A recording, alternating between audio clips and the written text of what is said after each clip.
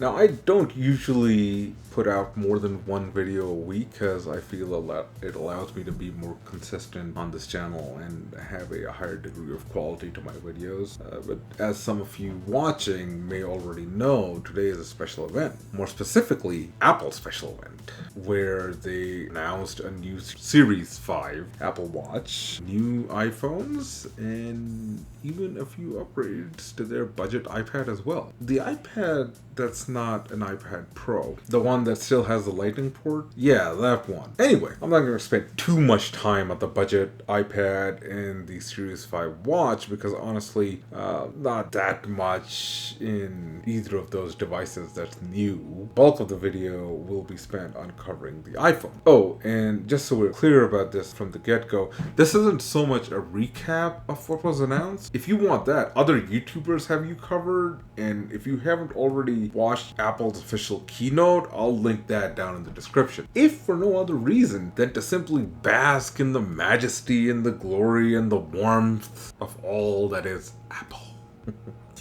I'm gonna do my best to keep this video under 15 minutes. So let's start with the boring stuff. Apple announced the Series 5, Apple Watch, they brought back the ceramic model, they also introduced a new titanium model. As far as I can tell, the name of the game is options. You can mix and match bands, you can pick out whichever kind of watch, watch face you want, watch head you want, and what kind of materials it's made out of. And options are good. The always-on display kind of caught me off guard. I understand that they're trying to compete with the luxury segment and the super expensive materials segment of watches, right? I get that. But why have a display that never sleeps? What's the point? We all know that the smartwatch is not a traditional watch, and it's not like you'll get close to a traditional non-smartwatch even if you do put in an always-on display. So I guess my question is, what's the point? I mean, I guess they're claiming the same battery life as the older models, so that's good, I guess. But I still don't get it, and I don't know. If you know, comment below and let me know why I don't, like, what I'm missing here. Now for the budget iPad. Slightly bigger display, you can attach a keyboard to it now. Battery life is a little bit better. A10 Fusion chip hasn't really changed that much. I mean, whoop-de-doo, right? Listen, if you want an actual review of the budget model of the iPad, tell me, and I'll see if I can make it happen. Otherwise, this is probably the only time I'm really going to mention that product on this channel. Honestly, the biggest upgrade to any iPad is going to be iPad OS. That's going to be releasing soon. That OS and the amount of changes it's brought to the platform is what really will set the stage for the next generation of iPads and tablets that Apple will be putting out. And hopefully we get some competition in the tablet sphere, and whoever the competition is or wherever the competition comes from, they can kind of keep up with Apple. Because so far, Google has really not been able to keep up with Apple, and I really haven't found any good tablet offerings other than the iPad. Even people I know who have Android phones have an iPad as their tablet. Now, the iPhone. We saw the launch of 3 new iPhones today. The iPhone 11, the iPhone 11 Pro, and the iPhone 11 Pro Max.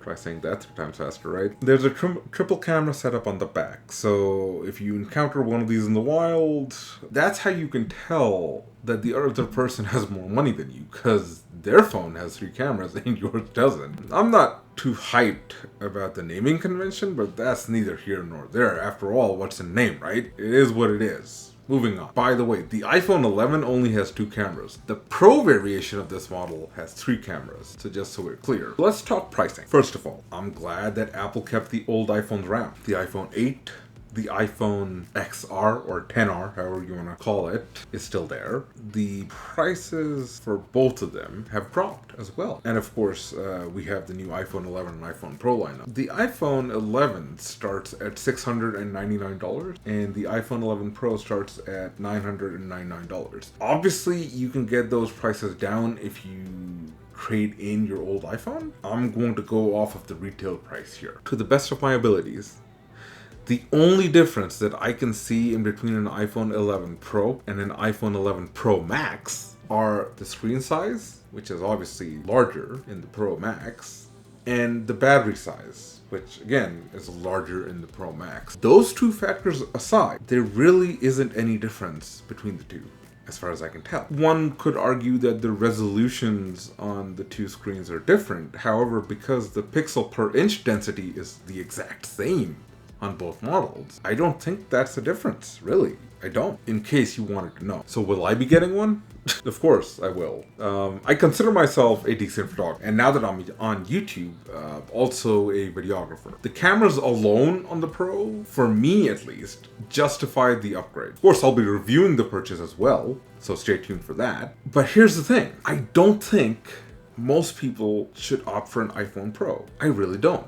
I know I'll be getting one. I think most people would be happy paying under $1,000 for a product that gets you close to, I would say, 80% of what you would get in the Pro model. To say nothing of the Apple ecosystem. I'm glad to see the iPhone Pro, at least, finally ships with a fast charger. The double-sided inductive charging feature that was rumored, I can't say I'm totally bummed about not having that, because honestly, even if it was there, I would never use it. I don't like things, objects, touching the glass surface of my phone.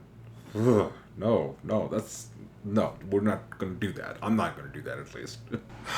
Also, Apple, are you kidding me right now? The phone that starts at $1,000 and goes up from there in 2019 starts at 64 gigabytes? Really? Come on, we're in 2019, we're going on 2020.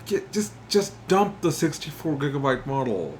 Okay, start at 128 and go up from there. Well, hopefully next year we'll see that, but at least this year, I guess, the starting point is 64 gigabytes. Yeah, well, I already know I'm not getting that one. I'll probably be getting the 256 gigabyte model then. Thanks, Apple. Also, I hope next year this happens, but it's a Pro model, guys. How about a little USB-C on the ports for the phone? Yeah?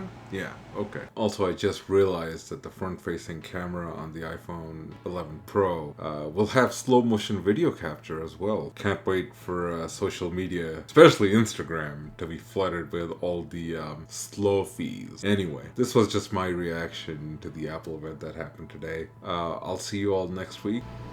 Hey guys, just a quick note here. Wanted to let you guys know that there's a reason why I didn't go into services like Apple Arcade, Apple TV. I know that I didn't cover everything in this video, but I just wanted to let you know that there's a reason for that.